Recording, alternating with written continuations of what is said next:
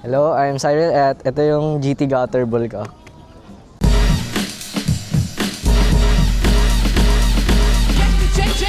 Check it out. What are you saying? So, GT Gutter Bull to, 2009. Size 50 siya. Nakuha ko siya sa tao dito sa Pasig. Malapit siya sa Brixton.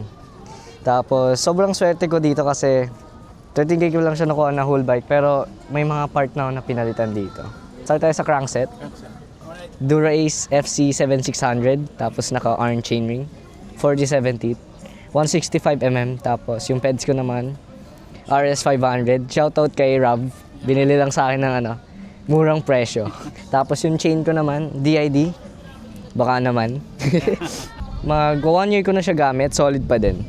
Kasi ito naman, Steve sticker. Shoutout kay Ashton yan, from Marikina. Tapos yung cog ko naman, Immensium from BP Cycling. Para siyang Euro Asia copy. Tapos yung lock ring ko, ordinary lang. Yung wheelset ko naman, Archetype Tagalog, H Plus Sun Tagalog. Tapos Novatec hubs. 2024. Same lang din sa rear. Iba na logo ng Novatec, no? Oh. Yung tires ko, Chaoyang. Anong size? 700C by 28. Tsaka sa front naman, 700C by 25. 25. Tapos yung PSI ko na running dyan, 100, 120. Yung cockpit ko naman, 3T stem, 110mm, -6. Tapos yung hand dropper ko, FSA Vero Compact, size 40-38. And itong speedometer, IG Sport, BSC 200.